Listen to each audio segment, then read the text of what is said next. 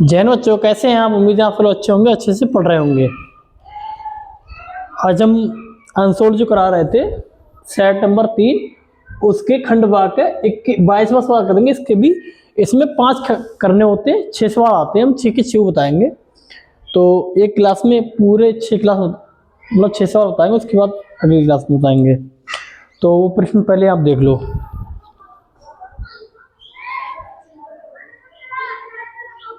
देखो,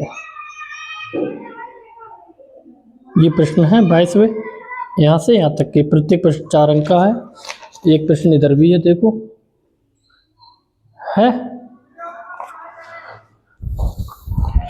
देखिए का खंड है। इसमें का मतलब का खंड में दे रखा है एक द्विघाती बहुपद है, उसके में शून्यांक ज्ञात करने हैं और शून्यांकों व गुणांकों में संबंध भी की सत्यता की जांच भी करनी है। बहुपद क्या है?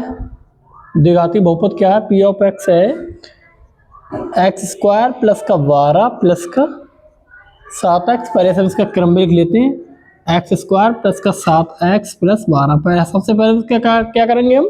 शून्यांक ज्ञात करेंगे। शून्यांक क्या होते हैं? इसके फैक्टर करके ज्ञात कर लेंगे, वो इसके मूल होते हैं, वो इसके हल होते हैं। देखिए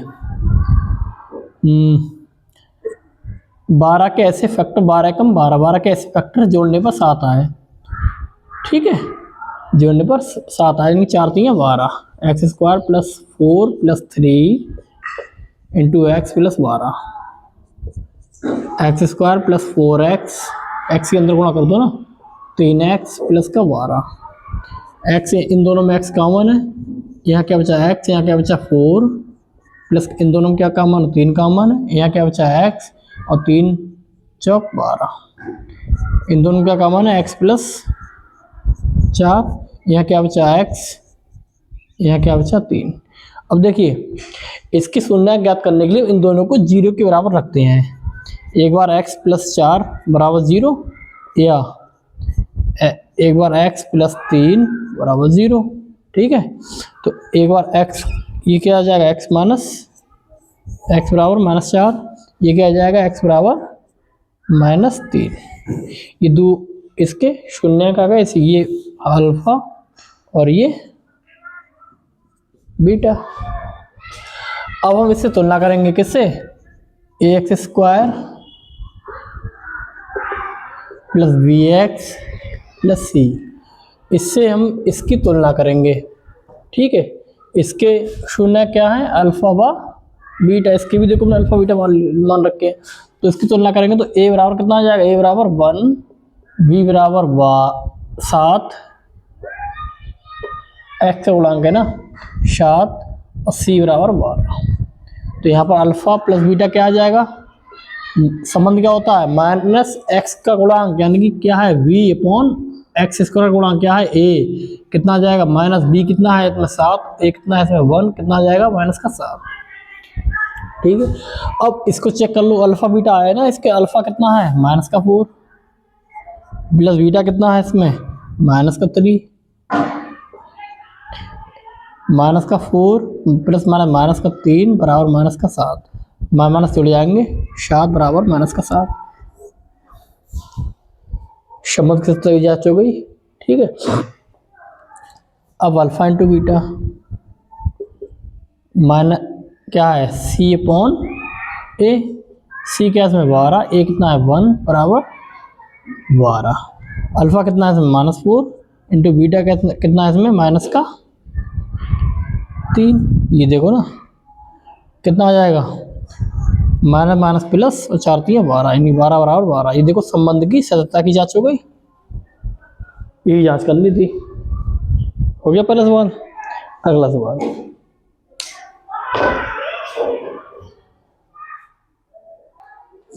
अब देखिए 22 का खा सवाल मैंने आपको दिखा रखे, नोट कर ही लिए होंगे आपने।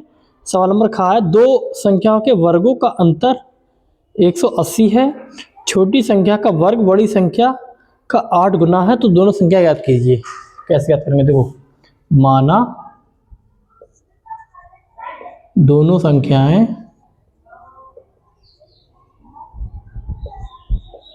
x, y है, ठीक है, जहां जहाँ x बड़ी है y से। ठीक, अब देख रहे हैं दो संख्याओं के वर्गों का अंतर, यानी कि अंतर में हमेशा बड़ी संख्या में से छोटी संख्या घटाते हैं। तो बड़ी संख्या कौन सी है? x, इसका स्क्वायर, y का स्क्वायर, अंतर कितना है? 180। ठीक है, अब कह रहे हैं छोटी संख्या का वर्ग बड़ी संख्या का 8 गुना है। ठीक है, ये समीकरण 1, ये समीकरण 2। ठीक है, अब इसमें y स्क्वायर का मान यहाँ पर रख दो। ठीक है, क्या जाएगा? एक्स स्क्वायर माइनस का 8x, 180 इधर ले आओ, 0। इसको हल कर लो, क्वाड्रेटिक इक्वेशन बन गई है। 180 के ऐसे गुणनखंड घटाने पर 8 आए, 18 दाम 180, 18 माइनस 10 यानी 8 आ जाएंगे, इंटू एक्स माइनस का 180 बराबर 0, एक्स स्क्वायर माइनस का 18x minus plus 10x minus का 180 बराबर 0। तो 8 यहाँ पर कॉमन ले लिया, यहाँ बचा x, यहाँ क्या बचा? माइनस का 18, यहाँ क्या कॉमन है? 10, यहाँ क्या बचा? x, यहाँ क्या बचा? माइनस का 18 बराबर 0। यहाँ पर देखिए इन दोनों का कॉमन है x माइनस 18, इनका यहाँ क्या बचा? x, यहाँ क्या बचा? प्लस का 10। x बराबर कितना आ गया? यहाँ पर इसको 0 बराबर रखेंगे ना दोनों को, तो x माइनस 18 बराबर 0 या x प्लस 10 बराबर 0। तो यहाँ पर x बराबर 18 आ गया, यहाँ पर आ गया x बराबर माइनस का 10। अब देखिए दोनों के मान यहाँ पर रखेंगे, x बराबर प्लस का 18 रखने पर समीकरण 2 में, ठीक है, समीकरण 2 में यहाँ लिख लेंगे पूरा। तो y स्क्वायर बराबर 8 इंटू 18, इसको कैसे लिख लेंगे हम? इसको हम लिख लेंगे 2 चौक 8 इंटू 2 नेम 18, y यहाँ पे स्क्वायर उधर अंडर रूट पहुँच जाएगा। ठीक, अब देखिए यहाँ 2 जोड़ा बनना है, 2 का 1 बाहर आ गया, यहाँ 4 इसका 2 बाहर आ जाएगा, यहाँ 9 है इसका 3 बाहर आ जाएगा, अंडर रूट लगा है इसलिए प्लस माइनस। ठीक, तो y बराबर 2 दूनी 4 3 12 प्लस माइनस के 12। ठीक, ये y बराबर प्लस माइनस 12 आ गया। x बराबर 18 रखने पर अब x बराबर कितने रखोगे? माइनस के 10, यहाँ पर रख के देखो तो y बराबर y स्क्वायर बराबर 18 इंटू माइनस के 10 बराबर कितना आ गया? माइनस का 180। देखो बात ये नहीं कि 180 आया, बात ये है कि माइनस आया। अब स्क्वायर जो है ना उधर पहुंच जाएगा अंडर रूट में, अंडर रूट के अंदर जो माइनस की संख्या है उसका इसका वर्गमूल जो आएगा वो एक काल्पनिक संख्या आएगा, एक वास्तविक संख्या नहीं आएगा, काल्पनिक संख्या आएगा। इसीलिए x बराबर 10 मान्य नहीं होगा, x बराबर 10 उत्तर नहीं होगा। ठीक है, तो संख्या कौन सी आ गई? एक संख्या x बराबर 18 आ गई और एक आ गया y बराबर, एक तो संख्या आ गई प्लस का 12 एक माइनस का 12, ऐसे लिखेंगे इसे, माइनस के 12 और कॉमा प्लस के 12। ठीक है, इकट्ठा लिखना चाहे तो संख्या कौन सी है? माइनस के 12 कॉमा 12 कॉमा 18, ये संख्या आ गई। ठीक, अगला करते हैं।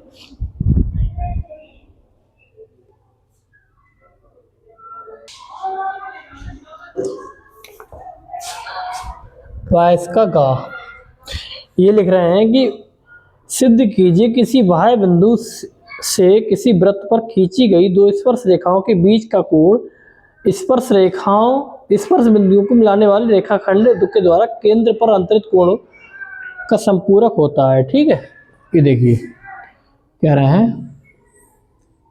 ये वृत्त है, तो ये खींची गई स्पर्श रेखा है। ठीक है, कोई बाह्य बिंदु P है, ये Q, ये R, वृत्त का केंद्र O है, स्पर्श बिंदु ये मिला दिए इसको। ठीक, अब कह रहे हैं ये सिद्ध करना है कि इसका योग और इसका योग 180 संपूरक होता है। इन कोण 1 मान लो, इसे कोण 2 मान लो। ठीक है, देखो हम जानते हैं कि वृत्त की त्रिज्या स्पर्श रेखा पर लंबवत होती है, यानी कि ये भी 90 अंश, ये भी 90 अंश, ठीक, दोनों 90 अंश। अब ये क्या बनना है, ओ क्यू पी आर, क्या बनना है, एक चतुर्भुज बनना है। चतुर्भुज के चारों कोणों का योग कितना होता है, 360 अंश। तो ये 90, ये 90, बाकी घटा देंगे, हमारा आंसर आ जाएगा। सबसे पहले हम ज्ञात है लिखेंगे, ज्ञात है।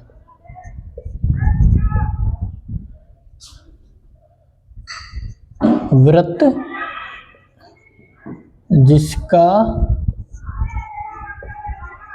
केंद्र O है, ठीक है,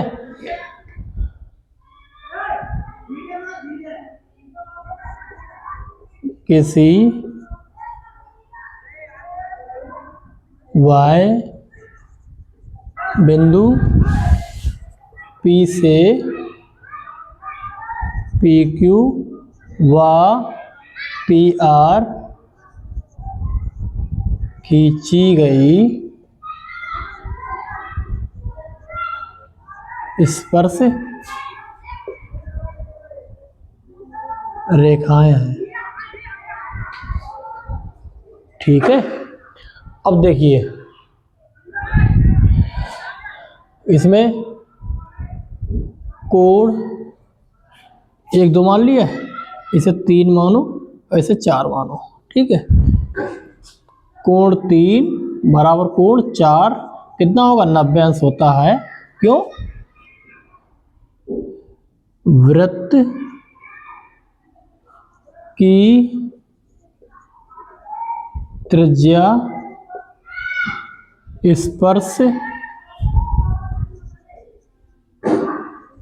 बिंदु पर लंबवत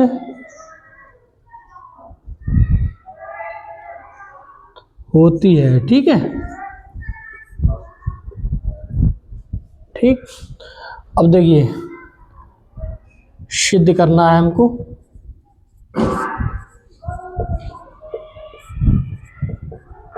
कोण 1 प्लस कोण 2 बराबर 180, ये हमको सिद्ध करना है। कैसे करेंगे हम,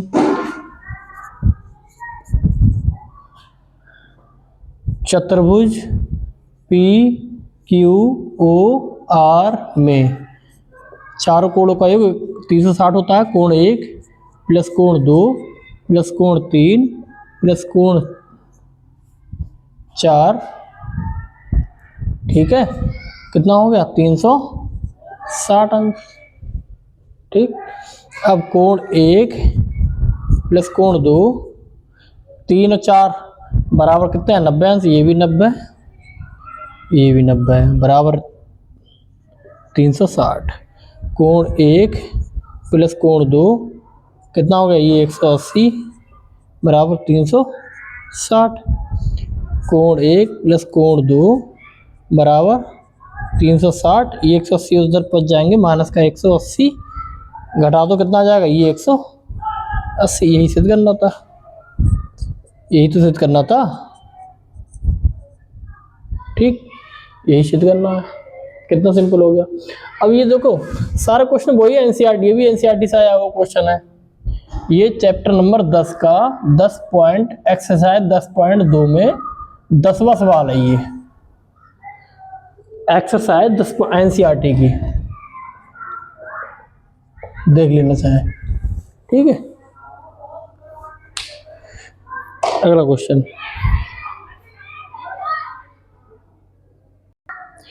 देखिए अगला क्वेश्चन, ये मैं चित्र पेपर में दे रखा है तथा इसमें ज्ञात में हमें दे रखा है, ज्ञात है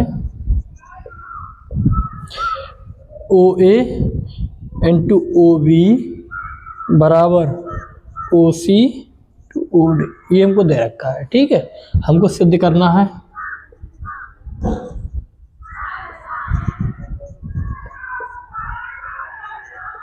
हमको सिद्ध करना है कोण ए बराबर कोण सी है, कोण बी बराबर कोण डी है। और देखिए ए और सी का संगत कोण है, डी और बी का संगत कोण है।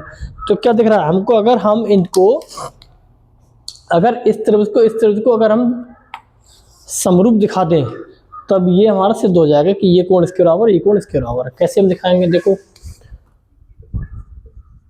हमको ज्ञात है, क्या लिखा है, ओ ए इंटू ओ बी बराबर ओ सी इंटू ओ डी,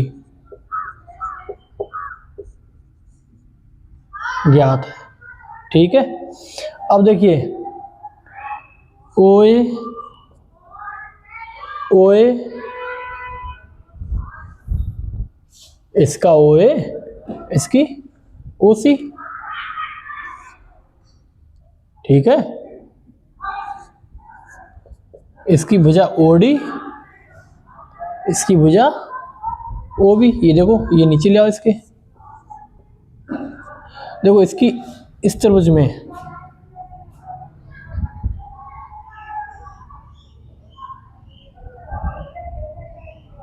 त्रिभुज ए ओ डी तथा त्रिभुज सी ओ बी में। ठीक है, ये अनुपात बराबर है, ये इसकी संगत भुजाएं का अनुपात बराबर। संगत भुजाओं के अनुपात जब बराबर होते हैं, हमने पहली प्रमेय पढ़ी थी 6.1 त्रिभुज में, 6.1 प्रमेय हमने पढ़ी है।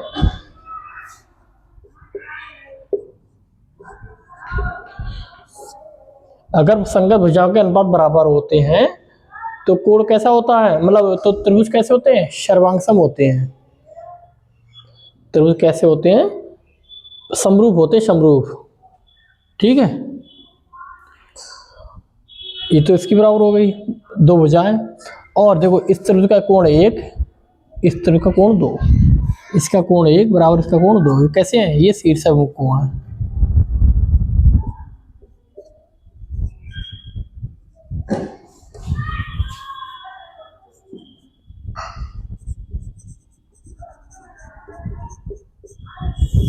ठीक है, और देखिए ये इसीलिए क्या सिद्ध हो गया, ये ए ओ डी समरूप है त्रिभुज सी ओ बी के। कौन सी कसौटी, एस ए एस, यानी कि भुजा कोण भुजा, भुजा कोण भुजा।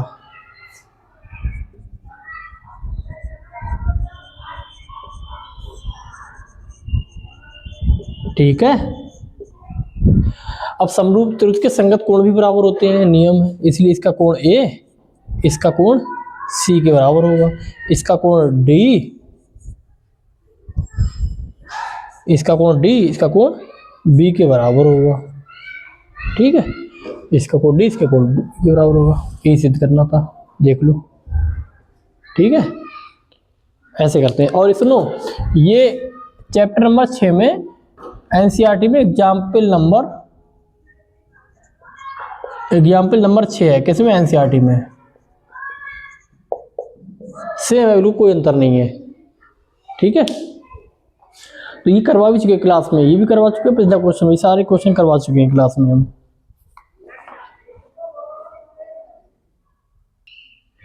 देख अगला क्वेश्चन इसमें दे रखा है, ताश की अच्छी तरह से फेंटी गई 52 पत्तों की गड्डी में से एक पत्ता या दरच्छा निकाला जाता है, इसकी प्रायिकता ज्ञात कीजिए कि पत्ता बादशाह होगी। अब देखिए ताश की पट्टी में कितने, ताश की गड्डी में कितने पत्ते होते हैं, 52 होते हैं, यानी कि सभी संभव परिणाम कितने हैं, 52। हमको बादशाह निकालने हैं, तो बादशाह कितने होते हैं, ताश की गड्डी में बादशाह कितने होते हैं, ताश की गड्डी में 4 कलर होते हैं, चारों में एक एक बादशाह होते हैं, 4 बादशाह होते हैं। तो ए के लिए क्या है, अनुकूल परिणाम क्या है, बादशाह।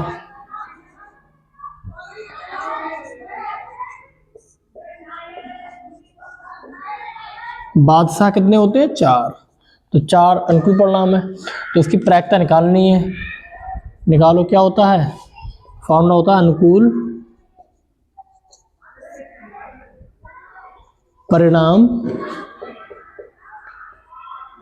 बटे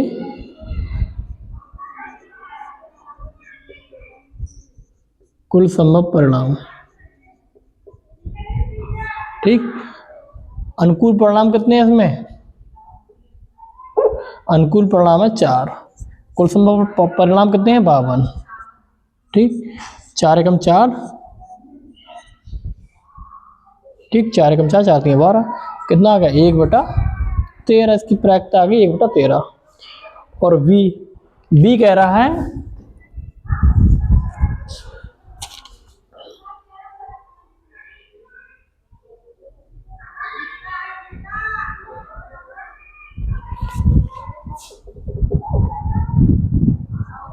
रहा है कि बादशाह नहीं हो, यानी कि इसकी प्रायिकता ये है बादशाह नहीं हो, ठीक, इसकी पूरा यानी कि पी ऑफ ई ज्ञात करना है हमें, बादशाह नहीं हो, ठीक है। उसके लिए संबंध लिख रखा है हमने, P of E plus P of E bar equal to 1। तो पी ऑफ ई बार हमको निकालना है बराबर 1 minus P of E, 1 minus P of E हम निकाल चुके हैं 1/13,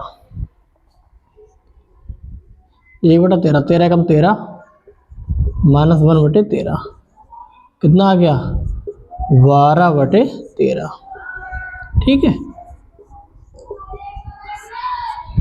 ये तो जब आगे हमें संबंध पता था, अगर संबंध नहीं पता होता तो कैसे करते हम, तब हम वही इसी नियम से करते हैं, तब हम निकालते हैं अनुकूल परिणाम, ठीक है। अथवा दूसरी विधि अनुकूल परिणाम, बादशाह नहीं होने के लिए बादशाह कितने होते 4 होते हैं, 52 माइनस 4 कितने होते 48, ठीक। अब प्रायिकता कितनी आ जाएगी, प्रायिकता इसकी आ जाएगी अनुकूल परिणाम बटे कुल संभव परिणाम, ठीक। बढ़ा लो, 4 एकम 4, 4 दूनी 8, 4 एकम 4, 4 3 12, कितना आ गया 12/13। इससे भी आंसर आ गया और इससे भी सेम आंसर आ गया, ठीक है। जैसा आप चाहे वैसा कर सकते हो, ठीक है। अगला क्वेश्चन देखिए, इसका लास्ट सवाल, वर्ग अंतराल बारंबारता दे रखी है, हमको इसमें माध्यक ज्ञात करना होता है, माध्यक ज्ञात करना है। माध्यक का फॉर्मूला क्या होता है, L plus n/2 minus C F upon F into H. अब देखो, माध्यक ज्ञात करने के लिए हम संचयी बारंबारता ज्ञात करते हैं, इसे हम शॉर्ट फॉर्म में सी एफ से व्यक्त करते हैं, संचयी बारंबारता, ठीक है, क्यूम्युलेटिव फ्रीक्वेंसी। ये कैसे याद करते हैं, बारंबारता में सबसे पहला पद ऐसे निकल लेते हैं, फिर अगला पद लिखने के लिए इसमें जोड़ते आते हैं, 8 5 13, 13 20, 3 और 2 1 3, 33, 15 और 33, 8 48, ठीक, 48 और 7 55, ठीक, 55 और 5 60, जो ये 60 आता है वो इसका योग है, इसको जब आप ऐड करोगे वो भी इतना ही आएगा, या इसको n से भी व्यक्त करते हैं, ये भी 60 ही आएगा। अब हमें संचयी बारंबारता निकालने के लिए या हमको माध्यक वर्ग निकालने के लिए क्या करेंगे, माध्यक वर्ग निकालने के लिए करते हैं हम n/2, n कितना है 60/2, 2 3 6, 30 आ गया। अब 30 कौन से वाले अंतराल में आ रहा है, इससे तो बड़ा है, इससे 33 से छोटा है कि इस अंतराल में आ रहा है, इसका कौन सा, ये माध्यक वर्ग होगा, ये कौन सा होता है, ये माध्यक वर्ग होगा ये, ठीक है। और माध्यक वर्ग की जो निम्न सीमा होती है वो होती है L, माध्यक वर्ग की जो बारंबारता होती है वो होती है F, और माध्यक वर्ग से पहले वर्ग की जो संचयी बारंबारता होती है उसको हम CF लेते हैं उसमें, ठीक है। और H क्या होता है, इसके अंतर, H क्या है इसमें 10 का अंतर है, ठीक। सारे मान इसमें रख दो, L का मान कितना है 20, n/2 ये तो 30 आ ही चुका है, CF कितना है 13 अपॉन F कितना है 20, H कितना है 10। देखिए इसको हल कर लो, 20 प्लस 10 में से 3 या 7, 2 में से 1 गए 1/20 इंटू 10, 10 दूनी 20, 2 8 16, 1 बचा, पॉइंट लगाया, 2 पंजे 10, ठीक है। अब 20 प्लस 8.5 इसे जोड़ दो, कितना आ जाएगा 28.5।